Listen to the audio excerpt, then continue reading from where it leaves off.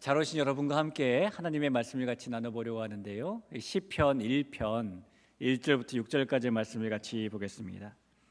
구약성경 시편 1편 1절에서 6절까지의 말씀입니다. 이 말씀 우리가 한 절씩 교독을 하려고 하는데요. 1편의 1절부터 제가 먼저 읽어보겠습니다. 복 있는 사람은 악인들의 꾀를 따르지 아니하며 죄인들의 길에 서지 아니하며 오만한 자들의 자리에 앉지 아니하고 오직 여호와의 율법을 즐거워하여 그의 율법을 주야로 묵상하는도다. 그는 시냇가에 심은 나무가 철을 따라 열매를 맺으며 그 잎사귀가 마르지 아니함 같으니 그가 하는 모든 일이 다 형통하리로다. 악인들은 그렇지 아니함이며 오직 바람에 나는 겨와 같도다. 그러므로 악인들은 심판을 견디지 못하며 죄인들이 의인들의 모임에 들지 못하리로다. 무릇 의인들의 길은 여호와께서 인정하시나 악인들의 길은 망하리로다. 아멘. 우리가 이 듣는 말 중에 복 받으세요, 행복하세요, 축복해요 이런 말들은요, 아무리 듣고 또 들어도 싫지 않은 그런 말들이죠. 여러분, 이렇게 듣는 복 받으세요, 행복하세요, 축복해요 라는 말에 담겨 있는 복이라는 게 무엇일까요? 아주 가까운 친구가 쌍꺼풀 수술을 했는데 이 수술한 티가 전혀 나지 않게 원래 있었던 듯이 자연스럽게 됐다면 우리 그 친구를 보면서 쟤는 참 복도 많아 이렇게 말을 합니다. 옆집 아줌마가 맨날 하는 일 없고 놀기만 하는 것 같은데 아들은 명문대학에 들어가고 남편은 회사에서 참 잘 나가고 그 집에 놀러 갈 때마다 고급진 가구들과 물건들이 매번 새롭게 바뀌어 있으면 우리는 무슨 놈의 복이 많아서 그런가 이렇게 생각을 하죠. 이런 것 복이죠. 복이 맞습니다. 또 이런 것이 정말 하나님께서 말씀하신 복인가는 한번 생각해 볼 필요가 있어요. 어쨌든 복 있게 보인다라는 말은 듣기 좋아도 복 없게 보인다, 복스러워 보이지 않는다 이런 말은 듣기 싫은 것이 인지상정입니다. 시편 1편의 말씀은 복 있는 사람은 이라는 말씀으로 그 이야기를 시작을 합니다. 시편은 그 이름 그대로 시이기 때문에요, 복 있는 사람은 이라는 말을 우리가 시적으로 좀 표현하자면 얼마나 행복한 사람인가, 얼마나 복 있는 사람인가 라는 감탄의 말이라고 볼 수가 있어요. 여러분, 어떤 사람이 이렇게 감탄을 내뱉을 정도로 행복한 사람, 복 있는 사람이 되는 것일까요? 이 구약 성경의 배경이 되는 고대 시대에는 누군가에게 덕담 같은 좋은 말을 해주는 거나 듣는 것, 또는 재앙 같은 나쁜 것으로부터 보호받는 것, 그리고 먹고 사는 것에 걱정이 없는 것을 복이라고 생각했습니다. 우리와 비슷하지요. 그러나 그 시대에도 하나님의 백성들인 히브리 사람들에게 복의 개념은 그런 개념과 조금 다른 면이 있었어요. 이 시편에 무려 86번이나 나오고 구약 성경 전체에 444번이나 나오고 있는 복이라는 단어는 히브리어로 바라크라는 말과 아쉐르라는 말 두 개를 사용을 합니다. 창세기 1장 28절에 처음 등장하는 복, 바라크라는 단어는 무릎을 꿇다라는 의미를 가진 단어예요. 그리고 오늘 시편 1편 1절에 등장하는 복, 아쉐르라는 단어는 하나님과 좋은 관계를 가지고 있다는 의미를 가진 단어입니다. 그래서 사실 그 의미만 생각해 보면은 무릎을 꿇는다는 바라크나 좋은 관계를 가지고 있다는 아쉐르나 모두 일맥상통하는 복이라고 볼 수가 있어요. 왜냐하면 무릎을 꿇는 것 자체가 좋은 관계 속에 생겨지는 것이기 때문입니다.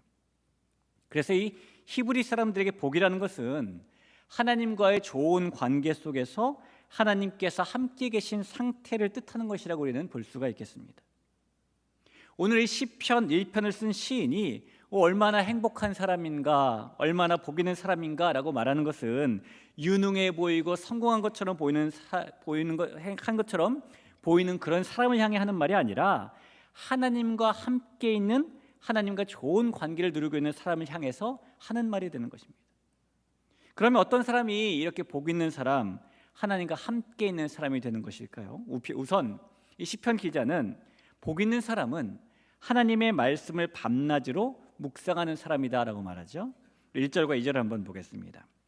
복 있는 사람은 악인들의 꾀를 따르지 아니하며 죄인들의 길에 서지 아니하며 오만한 자들의 자리에 앉지 아니하고 오직 여호와의 율법을 즐거워하여 그의 율법을 주야로 묵상하는도다라고 말합니다.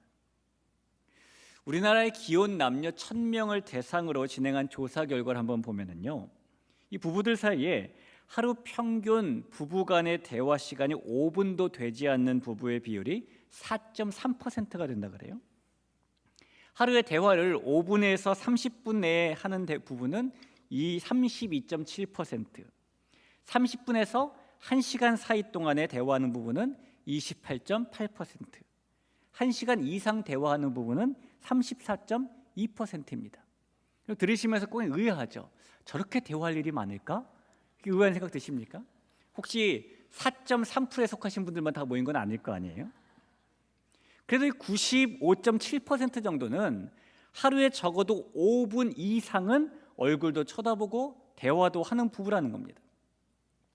일부 이 정신과 전문의들은요, 하루 종일 쳐다보지도 않고 5분도 채 대화하지 않는 부부는 이미 정신적 이혼 상태와 비슷하다라는 진단을 내리기도 합니다. 이 서로 함께 있다는 것은 결국 함께 있으면서 대화를 나눈다는 것인데요, 함께 있으면서도 그 대화가 5분도 되지 않기 때문이에요. 하나님과 함께 있다는 것은 결국 하나님을 바라보고 하나님과 마주보고 하나님과 대화를 나눈다는 겁니다. 그리고 복 있는 사람은 그 마주봄과 대화를 하나님의 말씀을 묵상하되 주야로 묵상하는 사람이다라고 오늘 시편 기자는 말하는 겁니다.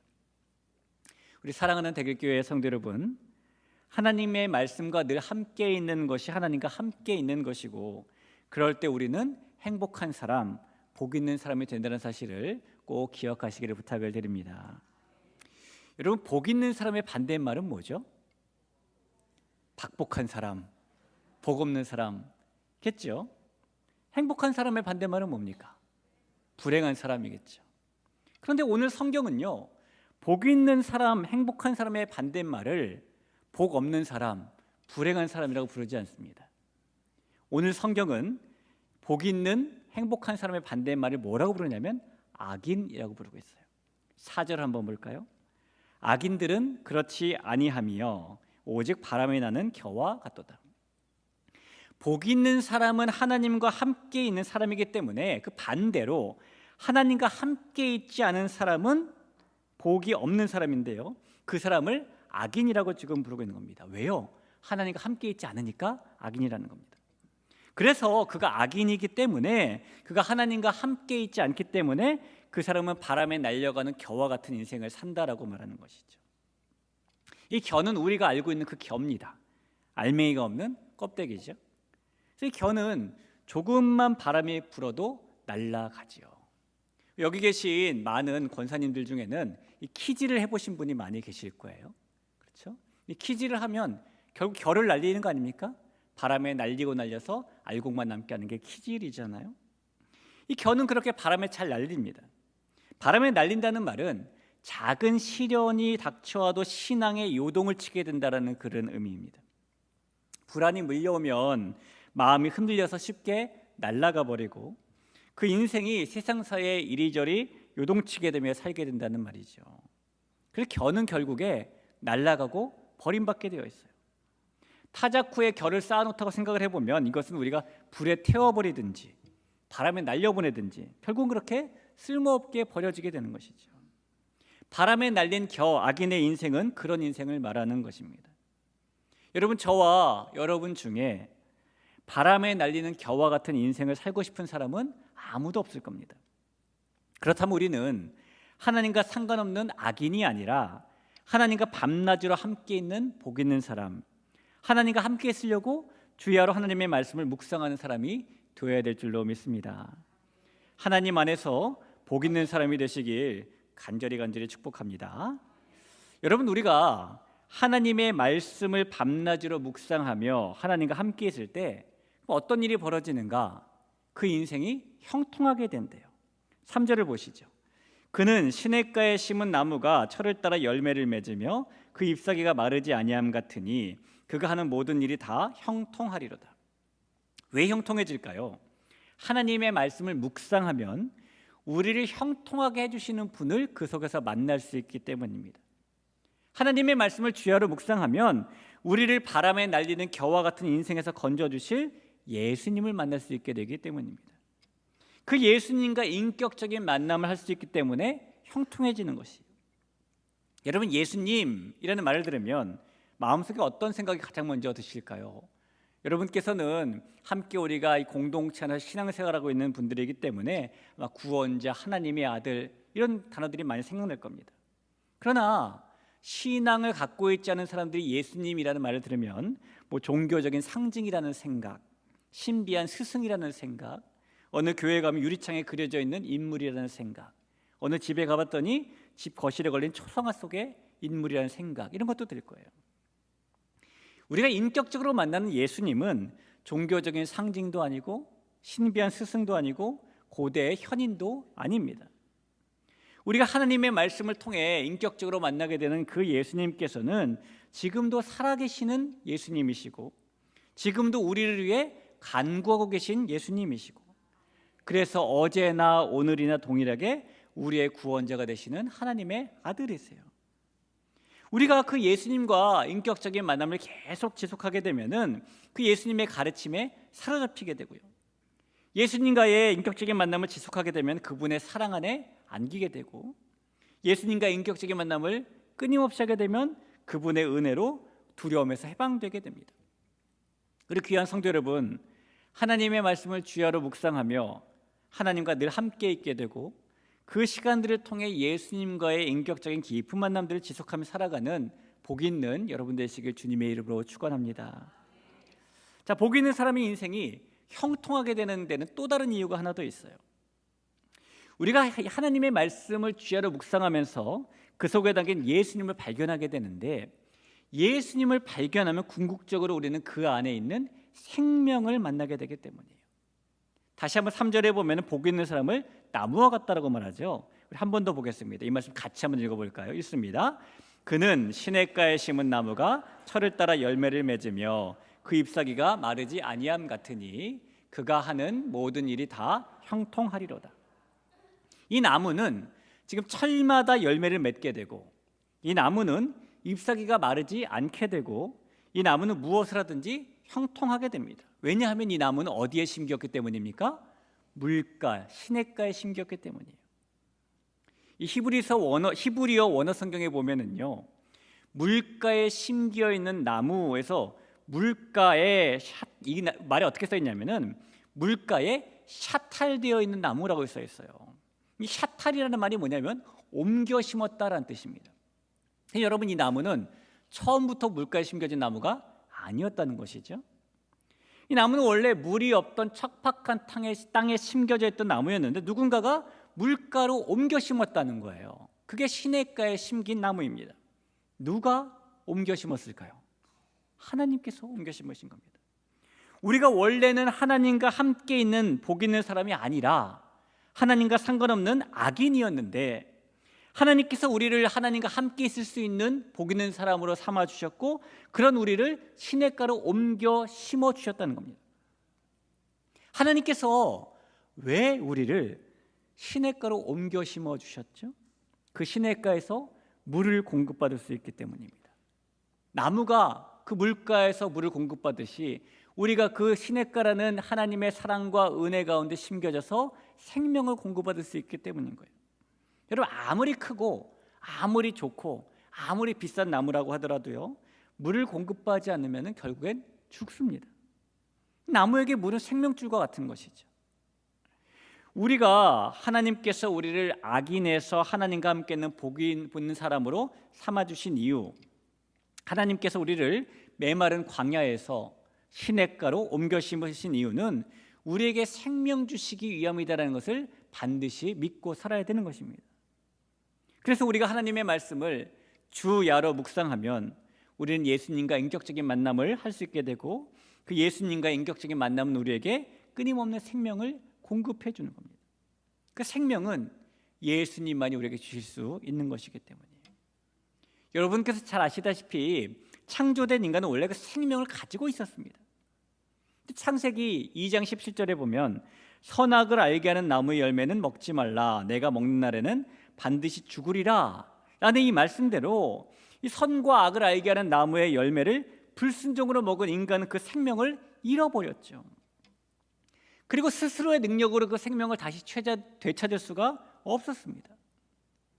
하지만 그럼에도 불구하고 그런 인간을 너무너무 사랑하신 하나님께서는 그 사람이 스스로 끊어버린 그 생명의 끈을 다시 연결시키려고 하십니다.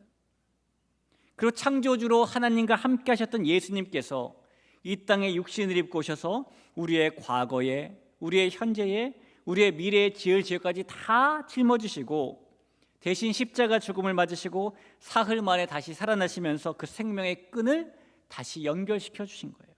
우리를 시냇가로 옮겨 심어 주신 겁니다. 그래서 예수님께서는 우리에게 다시 생명을 주신 유일한 구원자가 되시는 것이잖아요. 요한복음 5장 24절 말씀입니다. 내가 진실로 진실로 너희에게 이르노니 내 말을 듣고 또 나 보내신 이를 믿는 자는 영생을 얻었고 심판에 이르지 아니하나니 사망에서 생명으로 옮겼느니라. 척박한 광야에서 시냇가로 옮겨 심었느니라 라고 말씀합니다.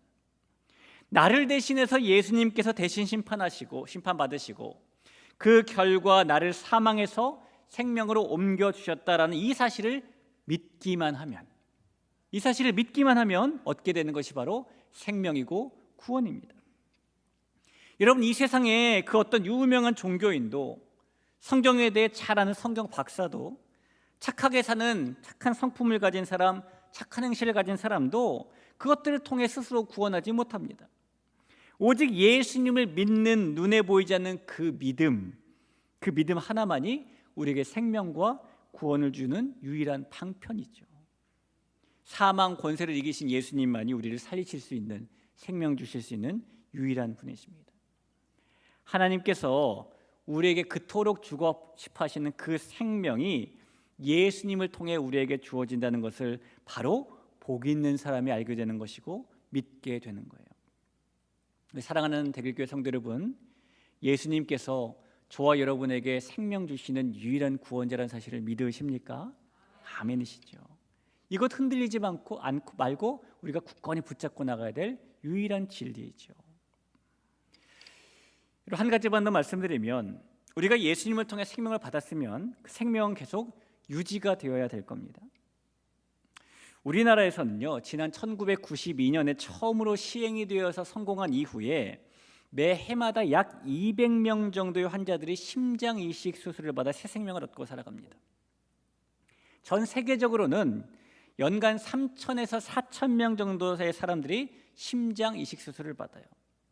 사람은 심장이 멈추면 죽는 것이잖아요. 그래서 심장 이식 수술을 받는다는 것은 어떤 면에서는 죽었다가 새 생명을 얻는 것과 비슷합니다. 여러분, 만약에 우리의 심장이 갑자기 멈춰서 다행히 골든타임 내에 병원에 실려가서 응급수술을 받게 되었는데요, 결국 의사들이 우리에게 심장 이식 수술 외에는 별다른 방법이 없다라는 판단을 내렸고 그렇게 우리의 상황이 됐다고 가정을 해보죠. 근데 정말 기적적으로 우리에게 익명의 심장 기증자가 나타났고 우리가 큰 수술 끝에 새로운 심장을 이식받아 새롭게 살게 됐다면 아마도 누구나가 그 후의 인생을 두 번째 주어진 인생으로 생각할 거예요. 그리고 우리는 누군지는 모르지만은 우리에게 심장을 기증해준 기증자의 목까지 부끄럽지 않은 인생을 살기로 자신에게 또 기증자의 가족에게 약속을 하고 살 겁니다. 여러분, 저와 여러분은 예수님을 통해 새로운 심장을 이식받았습니다. 따라서 우리는 기증자이신 예수님의 목까지 부끄럽지 않은 인생을 살아야 하는 겁니다. 우리에게 주어진 이 새 생명이 이상 없이 잘 뛰도록 하기 위해서 끊임없이 하나님의 말씀을 묵상하고 그 말씀을 통해 예수님을 만나고, 그래서 복 있는 사람이 되어야 하는 것이죠. 그런 복 있는 사람, 주신 새 심장이 힘차게 박동하게 하며 사는 사람이 바로 저와 여러분을 될 수 있길 간절히 소원합니다. 여러분, 하나님의 말씀 안에 그분의 궁극적인 지혜 예수 그리스도라는 보물이 있습니다. 그리고 그 예수님 안에 새로운 생명이 있습니다. 그 생명을 소유한 자, 그 사람이 복 있는 사람이며 말씀을 통해 하나님의 그 궁극의 지혜, 예수님과 인격적인 만남을 지속해서 생명 있는 삶을 살아야 될 사람입니다. 그 사람이 복 있는 사람임을 믿고 저와 여러분이 그런 복 있는 사람이 되었다는 사실을 또 믿고 살아가는 우리 모두가 될 때에 우리가 거울을 볼 때마다 한 번씩 외쳐주세요. 오, 얼마나 행복한 사람인가. 거울 속에는 스스로 보면서 오, 얼마나 복 있는 사람인가. 다른 것 때문이 아니라 예수님 때문에 새 생명을 얻은 복 있는 사람인 것을 날마다 확인하고 사시길 간절히 축원합니다. 우리 시간에 같이 한번 찬양할 텐데요. 우리 찬양팀은 같이 올라와 주시고 같이 우리 여호와는 너에게 복을 주시기 원하며라는 찬양 같이 한번 올려드릴까요?